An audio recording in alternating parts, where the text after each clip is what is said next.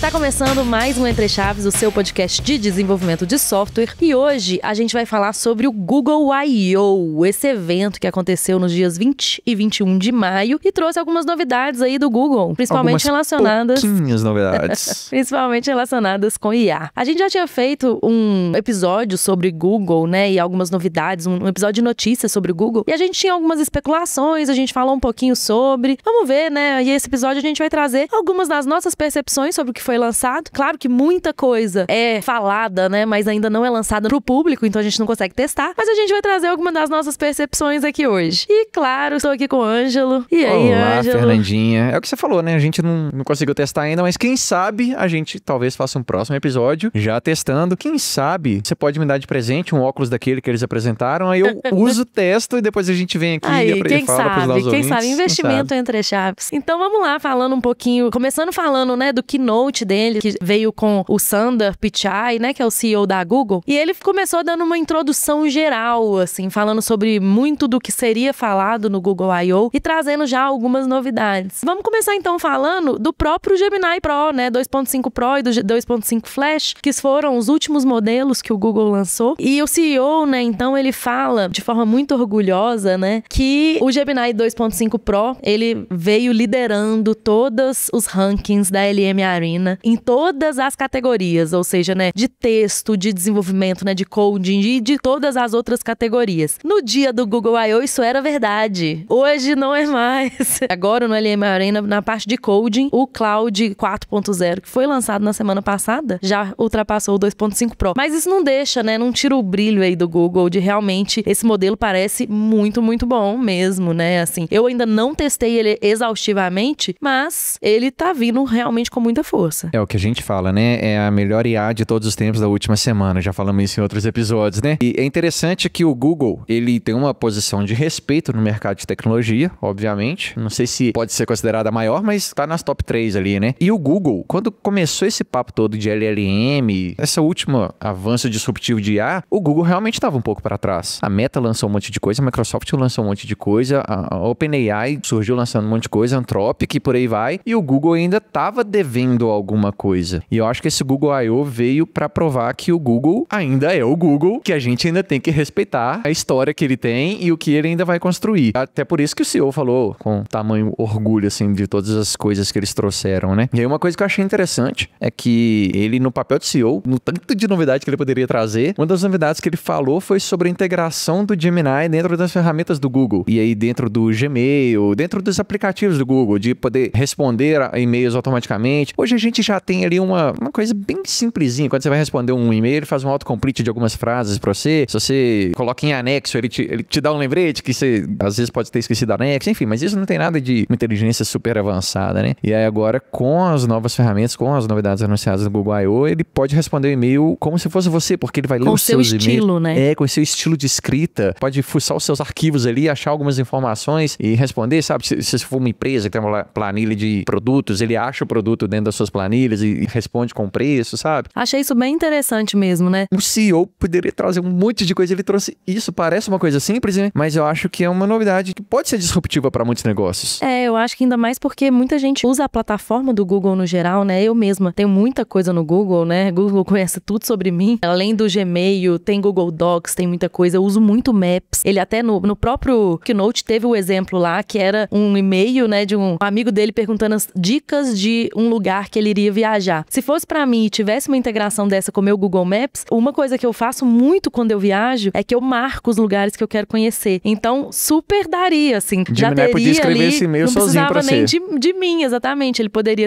essa integração, né, funcionando muito bem, que eu acredito que vai funcionar. Acho que não tá liberado ainda, né, pro público geral, mas quando funcionar, poderia super consultar o meu Maps, consultar, sei lá, meus documentos, alguma coisa ali, meu e-mail, se for o caso. Mas assim, o legal é que a gente tem muita coisa no Google e, claro, né, o Google faz tudo sobre a gente. Tem as fotos, eu tenho Google Fotos, né? Então ele poderia, sei lá, indexar as fotos, encontrar coisas. É muito, se for pensar, é muita coisa e dá pra transformar isso tudo em texto, no final das contas, né? Pra uma interface conversacional. Você falou que isso não foi liberado e até vale, assim, o disclaimer aqui, né? Acho que, sei lá, 90% das coisas que foram citadas no Google I/O ainda não estão disponíveis pra qualquer usuário. Às vezes nem mesmo pros Pro e Ultra, né? Até outra coisa que a gente pode comentar daqui a pouco com mais detalhe, mas eles lançaram 2 tipos de assinaturas, né? Uma que é a Pro, que custa R$19,99, você já tem acesso a bastante coisa, os modelos mais avançados e tal. E outra que é a Ultra, que custa pouquinho, R$249. Nossa senhora. A OpenAI tem uma assinatura dessa também, né? Que é tipo assim, 200 e tanto. Aí você libera tudo, né? No preview do preview lá, né? Você tem 30 terabytes no Google Drive. Tipo, é absurdo, assim, a quantidade de armazenamento e a quantidade de recursos a mais que você tem também. É pra quem usa, assim, muito. Muito, né? Absurdo. E aí, outra coisa que eu ia comentar dentro que você falou aí, né? É, às vezes pode pegar minha foto, entender onde é que eu tava, pode pegar meus lugares no Google Maps e tal, sugerir. Cara, o legal é isso, é a gente viu as coisas que eles lançaram ou vão lançar, né? E a gente ficar imaginando assim, cabeça explode, assim, cara, como que isso pode mudar o nosso dia a dia, o que vai ser pra próxima geração, cara? Tanto de facilidade, tanto de tecnologia, tanto de inteligência artificial que vai ter na vida da próxima geração, é assustador. Exatamente. Uma outra coisa que eu também fiquei achando bem interessante, até nessa linha que você falou, né? Porque, querendo ou não, o keynote do CEO, né, do Sundar Pichai, ele tem 1h e pouco lá, sei lá, 1h, nem me lembro quanto tempo, mas 1h e tanto. E claro, ele trouxe os highlights, né? E depois, cada uma dessas coisas foi sendo detalhada, né, aprofundada em outros keynotes. Mas uma outra coisa que eu também achei bem interessante ele ter trazido, assim, de cara, foi a integração do Gemini 2.5 Pro com o cursor. Foi uma das primeiras coisas e teve, assim, um slide só escrito assim, cursor. E eu achei isso muito legal, porque realmente veio um destaque muito forte para a ferramenta do cursor e a integração com o Gemini 2.5 Pro. E, de fato, o cursor rapidinho. É impressionante o quanto o cursor tá evoluindo rápido, né? O Claude A4 foi lançado, o cursor, sei lá, no dia seguinte já tava lá disponível. Nem sei se no dia seguinte, talvez no mesmo dia. E não precisava ter dado esse destaque só pro cursor, porque eles estão em todas as outras ferramentas. E depois até mostra, né, as outras ferramentas. Tem um outro slide falando de Bolt, de Klein, de Cognition, Windsurf, GitHub, Exatamente. Lovable, Replete, Android Studio, Firebase Studio, Gemini Code Assistant e o Jules, né, que é uma ferramenta nova que a gente também vai falar ainda. Mas achei interessante que teve um slide escrito assim, cursor. O destaque pro cursor, né? E de fato, assim, o Google, a gente já falou isso no episódio do Google, ele tá vindo com uma força principalmente pro desenvolvedor, que até então tava apaixonado com os modelos da Anthropic, principalmente, né? A gente vê isso aqui na DTI, todo mundo apaixonado com os modelos da Anthropic. Agora veio a OpenAI com 4.1, também brigando um pouco, ainda mais que o GitHub Copilot, por exemplo, transformou o 4.1 no modelo default deles, que então não cobra como premium requests. Então já é um modelo que também a galera tá gostando. E aí veio o Gemini também tentando, né, o Google, conquistar esse espaço com os desenvolvedores e acho que tá conseguindo fazer esse trabalho bem. Tá conseguindo. E o 2.5 agora é o default em qualquer ferramenta que você usar, seja no cursor ou no próprio aplicativo de Gemini. Você diz quando escolhe o modelo da Google, né? Isso, quando você escolhe os modelos da Google. 2.0, se não me engano, nem tá disponível mais. Já atualizaram todos pro 2.5. E é o que você falou, tá ganhando espaço com os desenvolvedores. Até o 3.7, a gente tinha o nosso favorito ali, né? Até a gente publicou isso no Entre Chaves há pouco tempo aí, que cada um tem os seus favoritos ali. Mas, é o que eu falei aqui no início. O Google veio pra mostrar que ele tá nessa briga, assim, que ele tá se importando com isso e que ele vai conquistar o espaço dele. Não sei se você também percebeu, mas ele deu uns focos também relacionados a custo. Custo que eles vêm, né, claro, todo mundo tentando diminuir custo. Quando eu vi isso, eu fiquei pensando assim, claro que acho que essa batalha pelo custo, ela é eterna, ela sempre aconteceu, né? Mas eu fico pensando o quanto que o DeepSeek influenciou essa batalha, sabe? A gente já tava preocupado com o custo, óbvio, mas a gente, sei lá, vamos repassar esse custo de alguma forma. Mas será que o quanto o DeepSeek também influenciou pra galera falar, nossa, pera, a gente vai precisar fazer um negócio aqui muito mais barato, né? Ou liberar as coisas de uma forma mais barata. A DeepSeek e a Anthropic também, porque, por exemplo, o Google lançou agora também aquele recurso de regular o quanto que você quer gastar de budget, pra você não ficar gastando milhões e milhões de tokens ali, sabe? Isso era um negócio que não tinha no Gemini. O Anthropic, se não me engano, foi a primeira que lançou esse tipo de recurso, onde você ajusta o budget, né? Pro pensamento mais profundo. E aí agora o Google também trouxe isso para os novos modelos. Então você pode ajustar. São 3 variáveis que você ajusta lá para saber o quanto que você vai equilibrar tempo de resposta, qualidade de resposta, profundidade e por aí vai. Então você consegue regular o seu orçamento ali também para você não ficar ali desembolando token e gastando o seu limite, enfim. Nem todo mundo vai ter uma assinatura ultra, né? Exato. E pensando nisso que você tinha falado da presença do Google nas nossas vidas e quanto que eles têm esse poder muito grande de influenciar, acho que não só os early adopters, vamos falar assim, os desenvolvedores e a galera que tá muito antenada com IA, mas o público geral mesmo. O Sundar mostrou um slide lá na apresentação no keynote dele, falando que o Google Search é o produto que mais leva IA generativa pro público no mundo. Porque, claro, né, hoje agora o Gemini tá lá integrado no Google Search, né, então qualquer pesquisa que você faz no Google, o primeiro resultado já é vindo do Gemini, né, então isso é muito legal também, porque o público geral também tá tendo acesso às IA generativas e a gente vê mesmo o quanto que o Google influencia a população como um todo mesmo, não só, né, aquele nicho mais relacionado com tecnologia. Como sempre, assim, isso traz várias vertentes, assim, pra gente analisar, né, porque a forma com que as pessoas usam a internet, a forma com que as pessoas fazem a sua pesquisa vai mudando. A gente vê aí a geração Z que não usa Google, usa TikTok pra pesquisar as coisas, sabe? A gente já viu que caiu uma popularidade, existem dados aí que mostram isso, que caiu a popularidade de pesquisa do Google e caiu a popularidade, por exemplo, de pesquisas no Stack Overflow, sabe? Por causa dessa revolução de LLMs. Então, o Stack Overflow já tá dando seus pulos lá, correndo atrás disso. A gente falou disso aqui em outros episódios, né? E o Google também já tá resolvendo isso também, deixando nativamente o Gemini dentro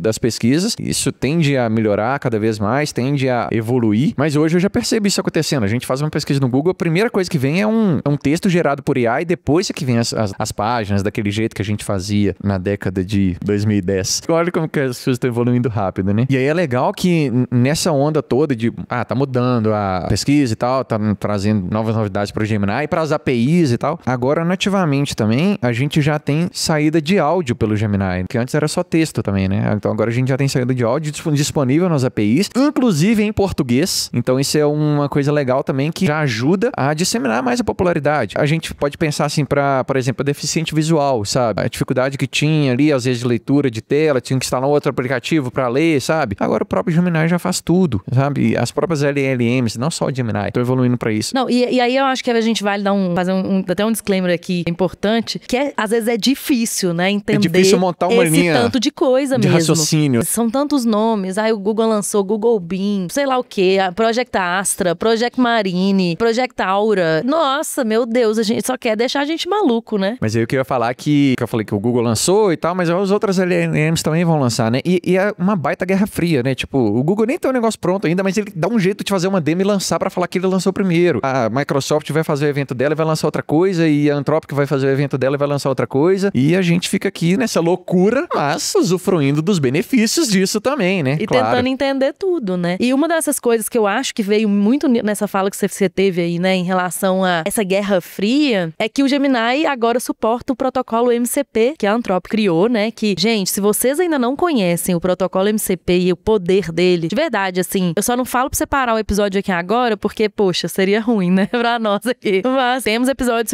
sobre o MCP. Mas, assim, o fato é um protocolo muito poderoso. Porque ele é um protocolo, né, pra quem ainda não conhece, é um protocolo que você consegue padronizar como que agentes conseguem, principalmente, chamar APIs, né? Enfim, tem um episódio do Entre Chaves só sobre isso, mas a intenção dele, inicialmente, era a comunicação entre agentes, entre agente e ferramenta, entre agente e agente, mas de uma forma simplificada. Eu vou dar um palpite ousado aqui. Eu tenho certeza que o Google tá usando MCP por trás lá do Gemini para fazer toda aquela integração entre os Google Apps, sabe? Google Drive, agenda, e-mail e por aí vai. Um exemplo prático disso. Se eles não estão usando, fica a sugestão aí, Google. No final das contas, assim, é um protocolo extremamente poderoso que, além dele padronizar tudo, ele faz, como as coisas são padronizadas, você consegue gerar código muito fácil das coisas, assim. Você tem uma ferramenta que você quer expor uma API para um chat conversar, você consegue pedir o próprio Cloud, o próprio Copilot, o próprio cursor, o que você quiser, né? O próprio Gemini, pra gerar pra você um servidor. Enfim, não quero entrar no foco MCP aqui agora, mas o Google, então, falou que o Gemini agora suporta o protocolo MCP também, o que é bem legal. E, claro, que eles usaram isso pra lançar um outro protocolo chamado Agent to Agent. Eu ainda não aprofundei muito nisso, a gente pode depois até ter um episódio sobre, mas o fato é que eles estão agora falando como se fosse assim, o MCP até então era pra você fazer isso que eu falei, né? Comunicar agente com API, com ferramenta. Agora eu tô lançando um protocolo que é um nível acima, é agente com agente. Então, vamos ver, né, o que isso gera, do que vem, mas eu acho que isso faz muito sentido com esse negócio da Guerra Fria, tá cada um tentando estabelecer padrões pra que todo mundo tenha que seguir e se tornar referência, né, no tema. E aí, nesse papo de agentes, o próprio Google já tá desenvolvendo seus próprios agentes, né? Por exemplo, tem o Astra, tem o Mariner, né? O Mariner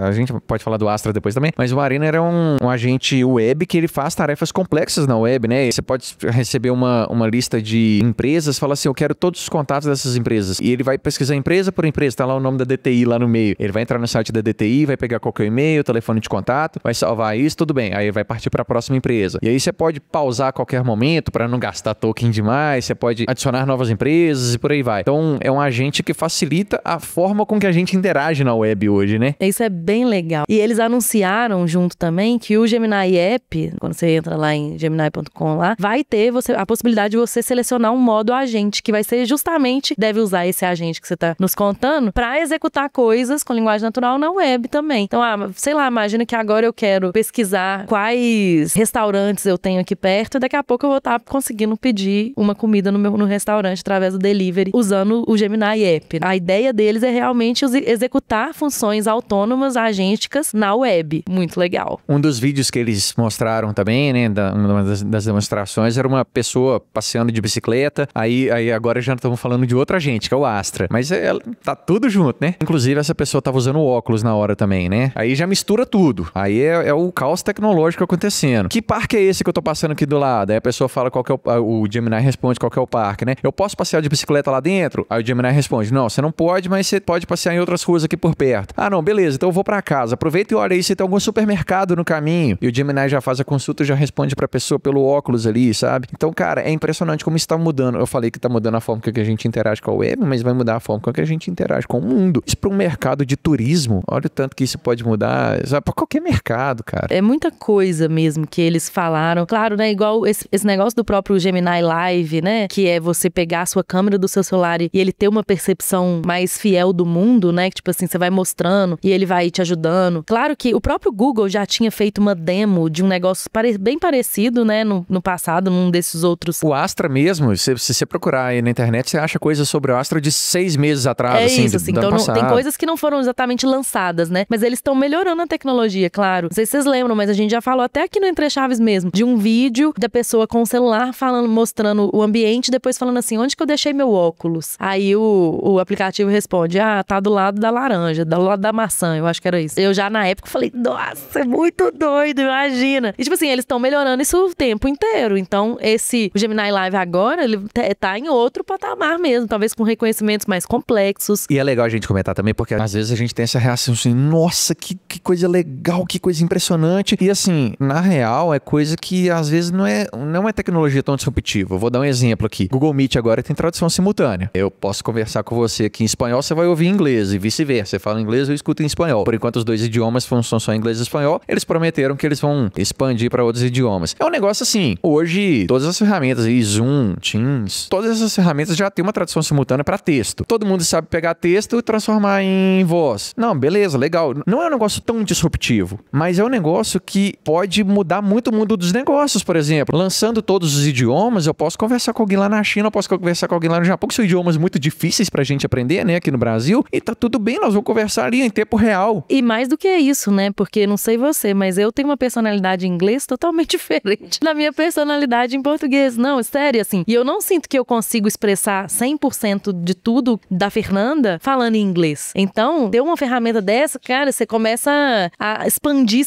nossa, você começa a conversar com um cara lá nos Estados Unidos, né, seu projeto técnico pra fechar uma coisa comercial, do jeito que você conversa com um cara aqui do Brasil, que com certeza você tem muito mais confiança. Então, assim, é um negócio que é muito interessante mesmo, a tal da tradução assim, simultânea, né? Onde que a gente aplica aquela tecnologia, o que aquilo pode causar de impacto na nossa vida, e aí sim a cabeça explode, assim, do tipo, a gente começa a entender o tanto que isso é impressionante, o tanto que isso é absurdo. Que pode mudar mesmo. Uma outra coisa que também tem a ver com o mundo aí dos negócios, de reunião e tudo mais, é o tal do Google Beam, que, pelo que eu entendi lá, né, é um equipamento que eles até, inclusive, já começaram o desenvolvimento em parceria com a HP pra ter, né, que basicamente te mapeia com várias câmeras diferentes e constrói uma visão mais 3D de você para que os encontros remotos se tornem mais próximos do presencial, dessa interação muito mais fluida, assim, né, do que com a câmera e tudo mais. A gente já falou que tá revolucionando a forma que interage com a web, a forma que interage com o mundo, e agora você tá falando que vai revolucionar a forma que a gente interage com pessoas que não estão perto da gente, com pessoas que Exato. E assim, apesar de que eu achei o negócio meio... Posso estar sendo meio leviana aqui, mas eu achei o negócio meio uma parafernália, que é um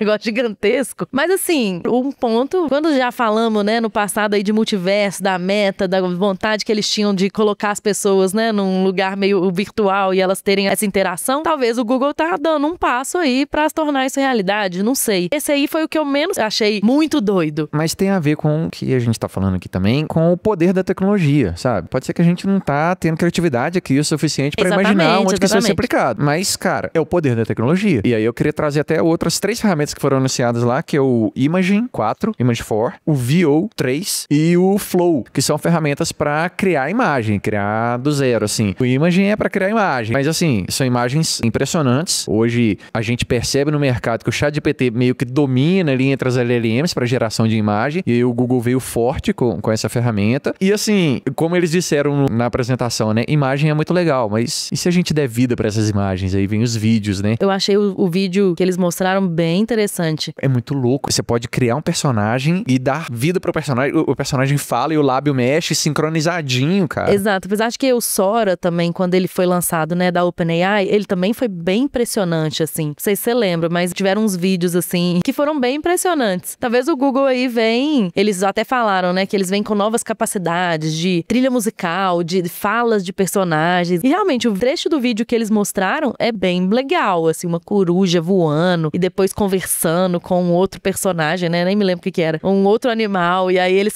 conversavam, né, e de uma forma muito profissional. Você tá falando dos animais aí também, né? Na hora que eu vi esse vídeo, sabe o que eu imaginei? Cara, a Pixar fazendo uma parceria com o Google e lançando um desenho novo. Um desenho assim. totalmente de IA. Totalmente IA. Cara, imaginei um negócio desse. Mas teve vídeo também de pessoas reais também, que é ainda mais impressionante. É mais fácil você fazer um negócio desse com desenho do que com pessoas. E com trilha sonora. Falando em trilha sonora, também lançaram a ferramenta pra fazer música, que é o Lyria. Então, assim, eles estão explorando não só a parte, como a gente começou falando aqui no início do episódio, a parte técnica, né? Seduzindo os desenvolvedores também para trabalhar com Gemini, mas também para essa parte artística, criativa, que é uma parte, falando de inteligência artificial, é uma parte muito difícil, né? De inserir inteligência artificial, é cheio de polêmicas, de direitos autorais, de imagem, de criação, de arte, por aí vai. E é muito difícil você replicar a criatividade do ser humano numa inteligência artificial. E eles estão indo nessa linha também. Como eu falei, né? É muito nome, é muita coisa. Às vezes a gente se perde um pouco. Até quem tá ouvindo talvez esteja um pouco confuso agora com tanto de ferramenta e nome que a gente falou aqui. A gente também ficou confuso com isso. A gente também ficou um pouco confuso. Mas uma coisa agora, né, até descontraída, que eu queria falar, que eu acho muito legal nessas apresentações tipo Google I.O., mas nessas outras também que as outras Big Techs fazem, é o quanto os slides são sincronizados com a fala. Eu acho isso muito incrível. Parênteses assim, né? Mas é linda a apresentação que eles fazem, né? É muito lindo. Você vê, tipo assim, o cara lá, o Pichai lá, ele falando um negócio, na hora que ele fala a palavra tal, aí vem o slide. Pá, eu acho bonito demais. É o TED mais, né? Porque nos TEDs já é um negócio muito ensaiado, organizado, mas pra esse tipo de evento é... Eu acho um nível muito absurdo, eu acho muito bonito, muito legal. Falamos um pouco de desenvolvimento aqui, mas uma coisa que a gente até falou, né, Ângelo, lá no nosso episódio do Google, como que o Google faria com essa briga de ideias em relação a AI Studio, se eles iam investir, o que eles iam fazer e tal. E assim, pra mim, como eu falei, né, na hora pra mim que veio o slide cursor, eu já fico um pouco na dúvida o quanto o Google tá indo por esse caminho realmente. Eu não sei, de ficar no sabe? back-end, de ficar, né? Claro, o Firebase Studio, eu acho que eu não vi tantas grandes lançamentos relacionados com o Firebase Studio, confesso que não vi muita coisa. Citaram o Firebase Studio, falando que as versões mais recentes do Gemini já estão disponíveis lá, mas não trouxeram nenhum destaque pro Firebase Studio, igual trouxeram para várias outras coisas. Exato, senti exatamente que houve pouco destaque para isso. Claro que eles ainda podem, né, só reconhecer que talvez o produto ainda não esteja sendo comparado mesmo com os outros e talvez eles só estão tentando evoluir ele de alguma forma, para em algum momento ele ser realmente um competidor, né? Mas fiquei nessa dúvida. E o Google AI Studio, um dos vídeos lá que é mostrado, se eu não me engano, mostra uma parte que é de uma mulher, né, interagindo lá com criando um aplicativo e tal, usando o Google AI Studio. Na época, quando a gente fez o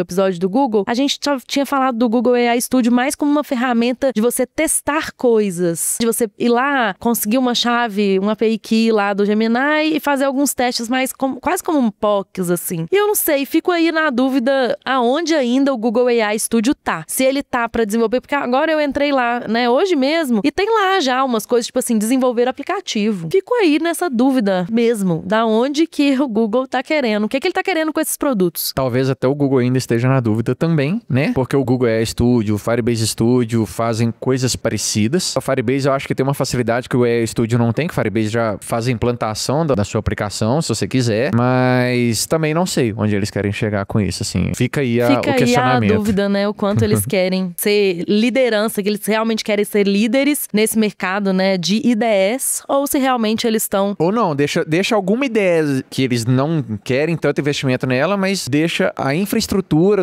das APIs e dos modelos bem robustos para ser usado no cursor, windsurf, no que você quiser. Exato. Mas, dito isso, teve uma outra ferramenta que eu fiquei muito curiosa de testar, ainda não testei, mas a gente, como eu falei, a gente aqui tá falando mais do evento, né, e das coisas, que eu tô doida pra testar, é o Julius que eles lançaram. É uma ferramenta que faz alterações, ele é uma ferramenta agêntica, só que pra rodar de forma assíncrona. Eu vi um videozinho dele de promoção, né, claro que é um vídeo promocional desse produto, mas eu acho que ele deve ser parecido com aquele Cloud Code, que a gente até já conversou um pouquinho dele aqui, que ele roda lá no seu background lá e vai fazendo algumas alterações, meio que assincronamente mesmo. Mas isso aí me deixou assim, me pareceu um potencial grande. Imagina só, você no seu dia a dia lá. Claro que hoje, imagina você quer gerar testes unitários da sua aplicação. Esse é o exemplo básico de IA, né? É um exemplo bobo, né? Assim, hoje o desenvolvedor, ele tem que chegar lá e falar assim, IA, cria os testes unitários pra mim. Ela vai passar um tempinho ali criando, e dependendo do seu prompt, pode ser que ela demore até mais, porque dependendo da complexidade do seu código... Dependendo da ferramenta, você tem que fazer um Ctrl+C, Ctrl+V, dependendo da ferramenta, não compila, você tem que ajustar um detalhe ou outro. Então, assim, ainda depende muito do desenvolvedor para fazer certas coisas. O vídeo promocional desse negócio me pareceu que ele vai ser, assim, um cara que vai rodar no background mesmo, que é tipo assim, eu tenho funções separadas que o desenvolvedor quase que não vai precisar mais Quando você assustar o teste unitário, já tá lá. Exato. Pronto. E aí ele roda no meu background.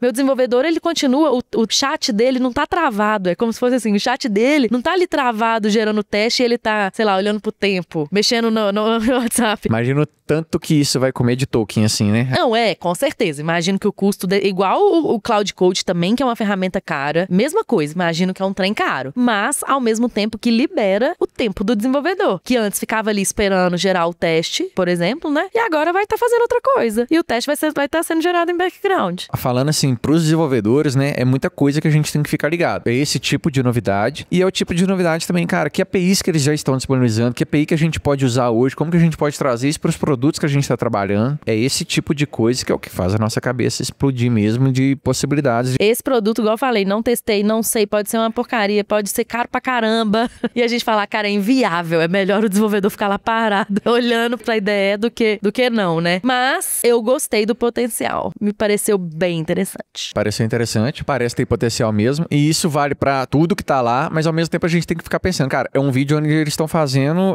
é tudo vídeo promocional, é tudo pra impressionar mesmo. Então tudo a gente vai ter essa hype, depois a gente vai amadurecer e entender o que vai vingar mesmo, o que não vai, né? Exato. E aí, acho que foi até um dos últimos tópicos do evento mesmo, mas eles falaram assim, lindo, maravilhoso, a gente tem um Gemini rodando com modelos cada vez melhores e tal, mas eles querem o Gemini, eles falaram Gemini Everywhere, então eles querem que o Gemini esteja em todos os lugares. Eles deram um exemplo do óculos, mas eles querem o Gemini no seu telefone, eles querem o Gemini no seu relógio e por aí vai. Para isso, aí tem o Android XR. O Google lançou esse Android com esse objetivo de integrar o Gemini com ele cada vez mais e colocar isso em todos os dispositivos móveis, né? Então, isso, de novo, vai mudar a nossa forma de interagir com o mundo, né? Coloca, por favor, o Gemini no Google Home, por favor. Eu não aguento muito mais bom, pedir, Google. É verdade. sabe? Sinto eu não falta. aguento mais pedir. O assistente da minha casa, ele é muito ruim. Eu vou mudar pra... Vou comprar uma Alexa. Eu vou comprar uma Alexa. Eu fico pensando, até a própria Alexa, né, que lançou, sei lá, acho que a Alexa Plus, não sei o que deve ter assinatura, mas eu assinaria, sabe? Pra ter um Gemini na minha casa, de verdade. Seria muito bom, né? A Alexa tem um modo turbo, já usou isso? Já viu isso? Não tenho a Alexa, infelizmente. Aí você tem que instalar a skill de modo turbo, aí ela tem, eu não sei, ela usa alguma LLM, que eu acho que é o ChatGPT. E aí ela responde um pouco melhor, assim, sabe? Só que é meio chato, você tem que ativar o modo turbo, depois tem que desativar o modo turbo, é meio chato, assim, não é tão natural ainda, né? Mas fica aí, a Guerra Fria, na hora que a Amazon lançar, o Google lança, ou vice-versa, é daqui questão a pouco de tempo. Vai ter um dispositivo da OpenAI pra casa. Quem sabe? Quem sabe? A OpenAI acabou de adquirir uma startup aí por muito dinheiro. Essa startup era de um cara que era o braço direito de Steve Jobs lá na Apple, desenvolveu o design do iPod, do iPhone, por aí vai. Esse cara, depois que o Steve Jobs faleceu, ele ficou lá, ainda teve uns conflitos dentro da Apple, criou a própria empresa, que agora foi adquirida pela OpenAI, e a OpenAI tá prometendo aí que vai lançar algum dispositivo que ninguém sabe o que é. Há rumores que talvez seja um telefone, mas não sei, não acredito que seja um telefone. Mas pode ser um assistente. Pode ser, pode né? ser alguma Quem coisa sabe? desse tipo. E a OpenAI quer vender, se não me engano, 100 milhões de unidades desse dispositivo ano que vem. Então assim, a gente fica aí ligado, o que vai acontecer, o que a OpenAI vai lançar, por que ela comprou essa empresa desse designer super foda aí no mundo da tecnologia, sabe? Não sei, o que será que vem aí? Acho que difícil mesmo. A Apple, né, e a Samsung, acho que dominam muito, né, o mercado, mas quem sabe, né? É uma aí que vem. Mas podia ser um assistente do ChatGPT pra minha casa, eu ia ficar bem feliz. Bom, então é isso, né, gente? Assim, falamos muito aqui sobre o Google I.O., foi um evento legal, mas e aí, superou as expectativas? O que você achou? Olha, acho que superou, porque a gente vê, assim, um monte de tecnologia que às vezes até existia, né? Recurso de câmera, recurso audiovisual, essas coisas já existiam. LLM já existe aí uns 2 anos, sei lá, mais. Mas agora a gente tá vendo essas coisas sendo combinadas e a gente começa a enxergar o potencial, assim, onde que isso vai chegar, sabe? E aí na hora que a gente vê um evento desse do Google juntando tudo e mostrando essas coisas funcionando, aí sim acho que fica super legal, sabe? Então por isso que eu acho que, sim, superou um pouquinho. Eles mostraram coisas que eu ainda não tinha imaginado, sabe? Aí por isso que superou minhas expectativas. Eu acho assim que, claro que muita coisa que a gente até falou disso, né? Muita coisa que eles falaram ainda não estão disponíveis, né? Então eu ainda quero ver muito a prática também, né? Dessas coisas que eles estão falando e como que vai ser. Mas eu acho que eu fiquei um pouco crítica, assim. Tem muito tempo que a gente fala de IA e eu acho que eu tô meio crítica ultimamente. Não sei se superou minhas expectativas. Eu acho que atendeu bem. Talvez esteja quase perto de superar, mas eu acho que não superou. Eu não sei, talvez, o que eu esperava, não. Eu queria muito que eles tivessem vindo com uma ideia, talvez. Eu não sei. Eu fiquei com isso na cabeça. Você tava querendo a ideia. Eu tava querendo a ideia. Ou então que eles viessem com o meu Google Home, sabe assim? Mas enfim, eu acho que é isso aí. Vamos acompanhando, né? As novidades do Google. E no mais é isso. Obrigada a todo mundo e continue aí nos acompanhando para mais notícias entre chaves. Voltaremos um dia testando essas ferramentas. Testando as ferramentas. E aí a gente traz as nossas percepções de novo. Exatamente. E aí talvez supere as suas expectativas. Aí talvez supere. Valeu, pessoal. Até mais, gente. Tchau, tchau.